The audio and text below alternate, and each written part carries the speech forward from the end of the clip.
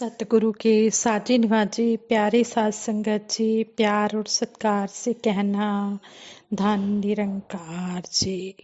साहिब तेरा शुक्रिया, मालिक तेरा शुक्रिया, जीवन में तू खुशियां लाया, दाता तेरा शुक्रिया। हम हर पल ऐसे दातार निरंकार का शुक्राना करते हैं जिन्होंने हमारे जन्म मरण के बंधनों से काट कर हमें मुक्ति का रास्ता दिखाया है।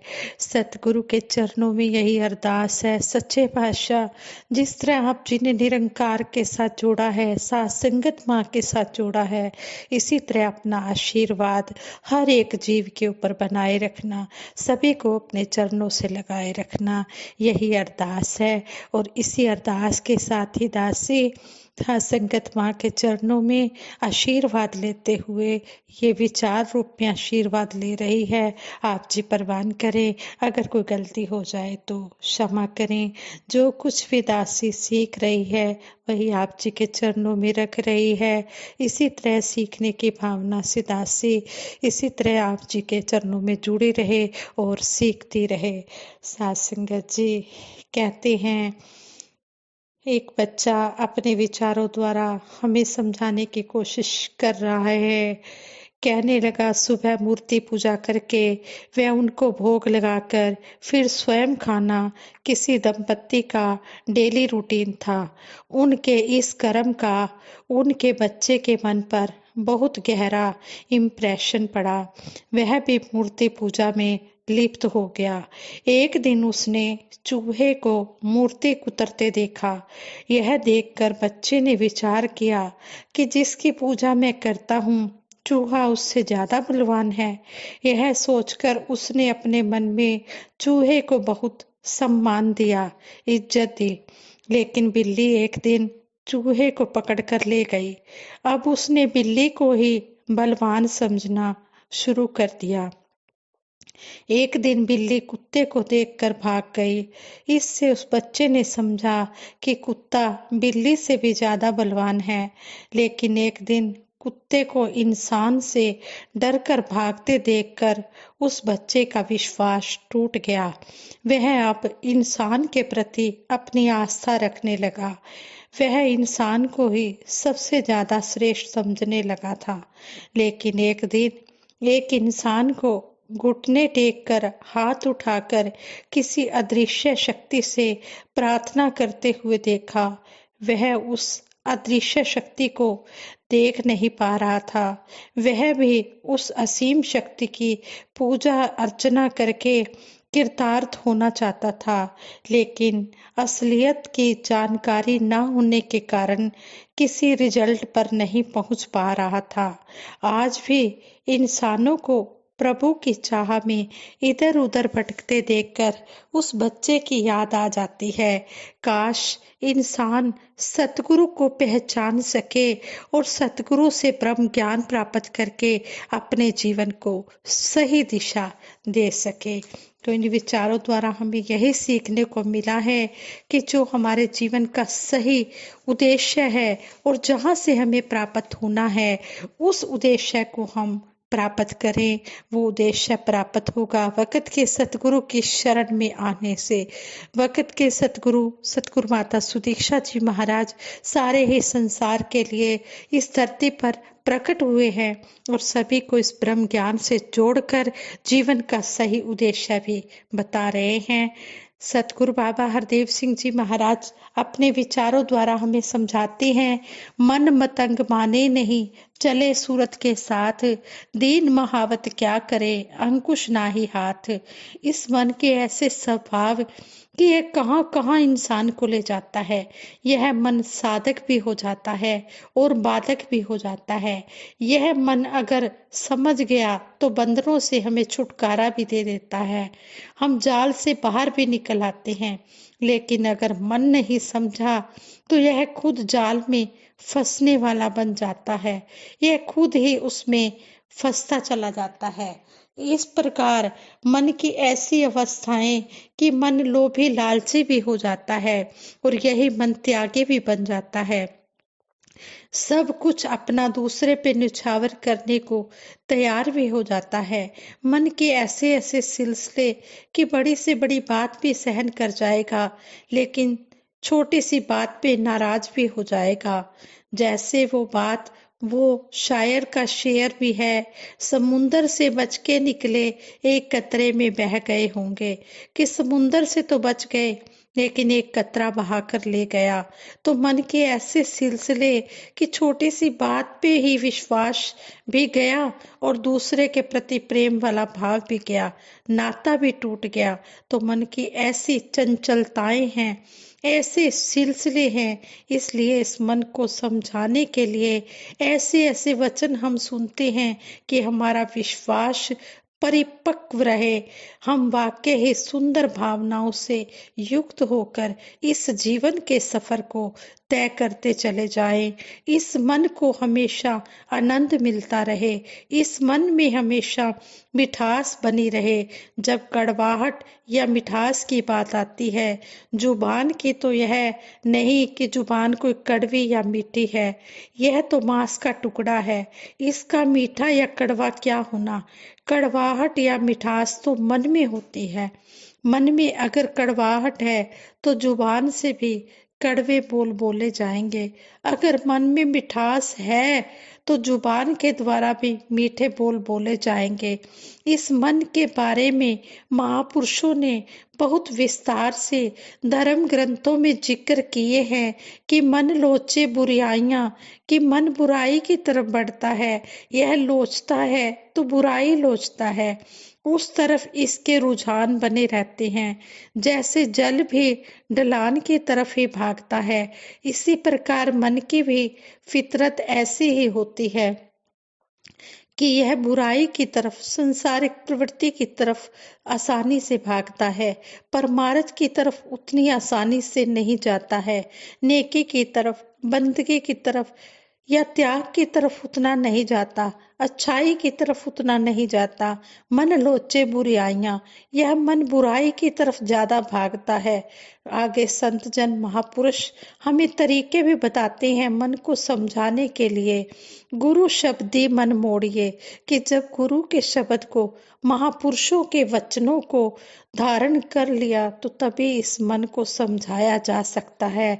और जब मन समझ गया तो जैसे कहा है कि मन जीते जग जीत, जब मन के ऊपर विजय हासिल कर ली तो मानो सारे संसार के ऊपर विजय हासिल कर ली, क्योंकि इस विजय से ऊपर कोई और विजय नहीं है, इस जीत से ऊपर कोई और जीत नहीं है। अक्सर हम कहते हैं कि जीत हासिल कर ली है हमने, कि एक आर्मी ने दूसरी आर्मी को हरा दिया, किसी ने पर्वत की चोटी के ऊपर जाकर पांव धरे तो जीत हासिल हो गई। इस प्रकार अनेकों प्रकार की सफलताओं को कहते हैं कि जीत हासिल हो गई। लेकिन महापुरुष समझाते हैं कि ठीक है, वो भी प्राप्तियां बहुत महत्व रखती हैं, हर कोई ये प्राप्तियां प्राप्त नहीं कर सकता है। लेकिन कहते हैं कि इसी प्रकार कहते हैं कि विकलांग भी माउंट एवरेस्ट पर पहुंचा, तो ऐसी ऐसी पर्वतीय चोटियों के ऊपर पहुंच जाना ये वाकई ही जीत है, ये हर कोई हासिल नहीं कर सकता है। इसी प्रकार से अनेकों प्रकार की उपलब्धियां और उनको अचीव कर लेना, वाकई ही इसको हम नकार नहीं सकते। महापुरुष संत जन कहते हैं कि जिसने मन को जीत लिया उससे बड़ी विजय और कोई नहीं होती है। कहते हैं मन जीते जग जीत, मन को जिसने समझा लिया तो वाकई ही जैसे कहा है, समझा सोई जानिए जाके हृदय विवेक, कि वो ही समझा जिसको विवेक बुद्धि प्राप्त हो गई। तो इस मन की बात हो रही है, अपने मन को समझा लेना है। दूसरों को समझाने के लिए तो इंसान हमें हर तरफ मिलते हैं, लेकिन स्वयं अपने मन को अगर समझा लिया तो फिर वास्तव में बात बन गई। इसलिए कहने का भाव यही है कि महापुरुष संत जन इस मन के ऊपर ज्यादा फोकस होते हैं, इस शरीर की बजाय आत्मा के ऊपर फोकस होते हैं। हालांकि अगर मानव जन्म में आए हैं तो शरीर हमारा है, लेकिन आत्मा भी है और मन भी है। सभी धर्म ग्रंथों में इस तन से ज्यादा मन और आत्मा को महत्ता दी गई है। इस शरीर की महत्ता भी तभी बनती है अगर आत्मा है। अगर हम सोचें कि आत्मा का नाता शरीर से टूट जाए तो उस अवस्था में इसी शरीर को हम जलाने और दबाने को तैयार हो जाते हैं। आत्मा के कारण ही शरीर का महत्व है। अगर इस शरीर को हार पहनाए जाते हैं तो तभी जब मन सुंदर हो। मन अगर सुंदर है तो तन की भी कदर बन जाती है। अगर मन बिगड़ा हुआ है तो ऐसे व्यक्ति को देखकर हम अपना रास्ता बदल लेते हैं कि यह तो मैले मन वाला है, इसके मन में तो जहर भरा हुआ है। भले ही यह तन सुंदर देखने को मिल रहा है, लेकिन हम रास्ता बदल लेते हैं। यानी कि तन की भी महत्ता उस सुंदर मन के कारण है। अगर मन में सुंदरता नहीं है तो तन चाहे जितना मर्जी सुंदर हो, हम वहां से नाता तोड़ने को तैयार हो जाते हैं। इसी प्रकार कुदरत के नजारे भी हम देखते हैं कि ऐसे ऐसे सुंदर स्थान जहाँ सुंदरता बिखरी है।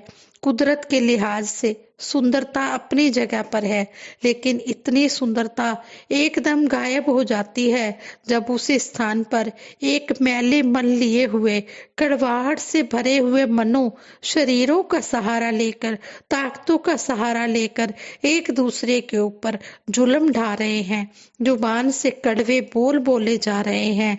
ऐसे सुंदर स्थानों के ऊपर जिनको हम कहते हैं कि जन्नत है तो यही है, ऐसे ऐसे स्थानों, घाटियों के बारे में यह कहा गया। लेकिन डेली डेली विस्फोट, वहां पर मासूमों की जाने जानी, कत्लो गार्त होनी, तो वो सुंदरता धरी धराई रह जाती है। कोई वहां जाने को तैयार नहीं होता, क्योंकि ऐसी कदूरत से भरे हुए मन, मैल और कठोरता से भरे हुए मन, वो इस शरीर या ताकतों का सहारा लेकर जो भी कर्म कर रहे हैं, वो सारे नजारे धूमिल पड़ गए।